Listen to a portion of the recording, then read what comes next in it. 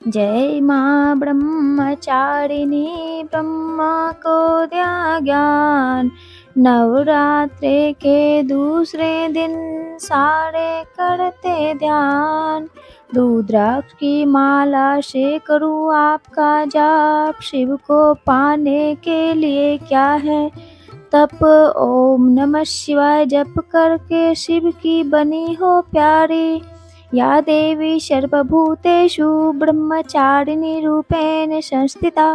नमस्तस्यै नमस्तस्यै नमस्तस्यै नमो नमः। जय माता दी। ओम नमः शिवाय। प्रिय भक्तगणों, यह दिन माता ब्रह्मचारिणी को समर्पित है, जो कष्ट हरते हैं और सारे संकट को भी हर लेते हैं। यह माँ दुर्गा का दूसरा स्वरूप है और 9 शक्तियों में से दूसरी शक्ति है। इनका स्वरूप पूर्ण ज्योतिर्मय एवं शांत है। इनकी उपासना करने से मनुष्य में तप, त्याग, वैराग्य, सदाचार और सौम्य की वृद्धि होती है। कुंडली में ग्रहों से जुड़े सारे दोषों से मुक्ति मिल जाती है। ब्रह्मचारिणी की पूजा करने एवं व्रत कथा को सुनने से सभी रुके कार्य सिद्ध हो जाते हैं, सभी रुकावटें दूर होती हैं तथा विजय की प्राप्ति होती है। व्यक्ति हर कार्य में सफल भी होती है। जीवन से हर तरह की परेशानियां भी खत्म हो जाती हैं।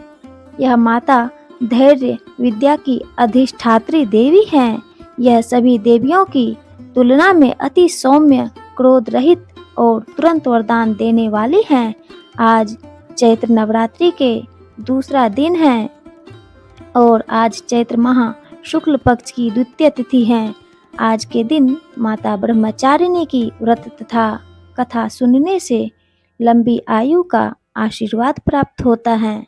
श्रवणकर्ता को सभी प्रकार के सुख प्राप्त होते हैं, कार्यों में सफलता मिलती है, व्यक्ति को लक्ष्य की प्राप्ति होती है।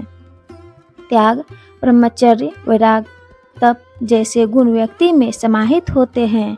तो प्रिय भक्तगणों, आज मैं सुनाने जा रही हूँ ब्रह्मचारिणी की बड़ी ही दुर्लभ तथा पौराणिक कथा। दुर्गा के ब्रह्मचारिणी स्वरूप की पूजा का दिन होता है।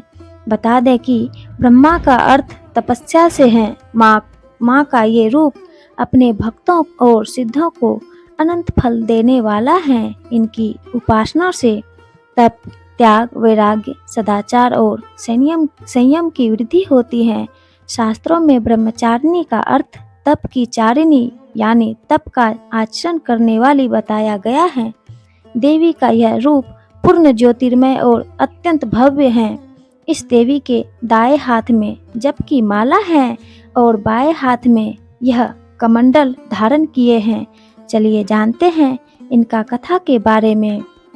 मान्यता है कि पूर्व जन्म में इस देवी ने हिमालय के घर पुत्री के रूप में जन्म लिया था और नारद जी के उपदेश से भगवान शंकर को पति रूप में प्राप्त करने के लिए घोर तपस्या की थी। इस कठिन तपस्या के कारण इन्हें तपस्याचारिणी अर्थात ब्रह्मचारिणी नाम से भी अभिहित किया गया है।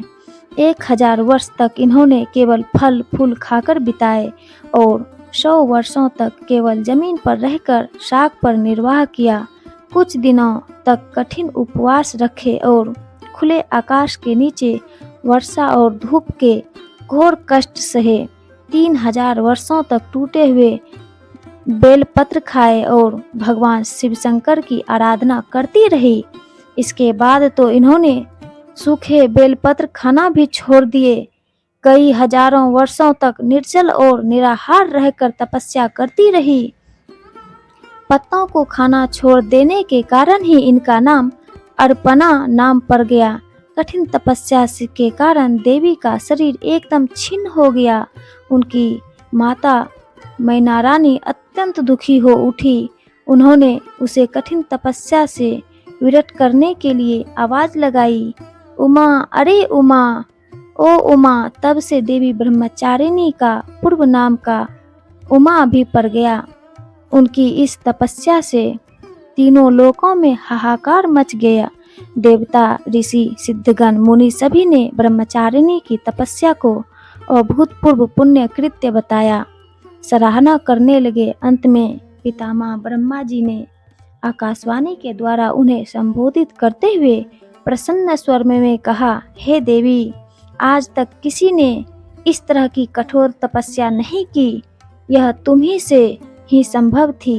तुम्हारे इस अलौकिक कृत्य को देखकर चातुर्दिक सराहना हो रही है। तुम्हारी मनोकामना पूर्ण होगी और भगवान चंद्रमौली शिव तुम्हें पति रूप में प्राप्त होंगे। अब तपस्या छोड़कर घर लौट जाओ। जल्द ही तुम्हारे पिता तुम्हें बुलाने आ रहे हैं। प्रिय भक्तगणों, माँ ब्रह्मचारिणी के इस कठोर तपस्या को देखते हुए भगवान शिव जी ने कई बार उनकी परीक्षा भी ली। उस परीक्षा में देवी माँ उत्तीर्ण हुई और इससे प्रसन्न होकर महादेव भोलेनाथ भगवान ने माता ब्रह्मचारिणी को अपनी अर्धांगिनी रूप स्वीकार किया। उन्होंने आशीर्वाद दिया तथा उनसे विवाह किया। माँ दुर्गा का यह पूजा स्वरूप भक्तों और सिद्धों को अत्यंत फल देने वाली है। उनकी उपासना से मनुष्य में तप, त्याग, वैराग्य, सदाचार, संयम की वृद्धि होती है। जीवन के कठिन संघर्ष में भी उसकी माँ कर्तव्य पथ से विचलित नहीं होता है। माँ ब्रह्मचारिणी देवी की कृपा से उसे सर्वत्र सिद्धि और विजय की प्राप्ति होती है।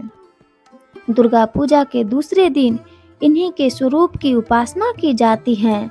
इस दिन साधक का मन स्वाधिष्ठान में उपस्थित होता है।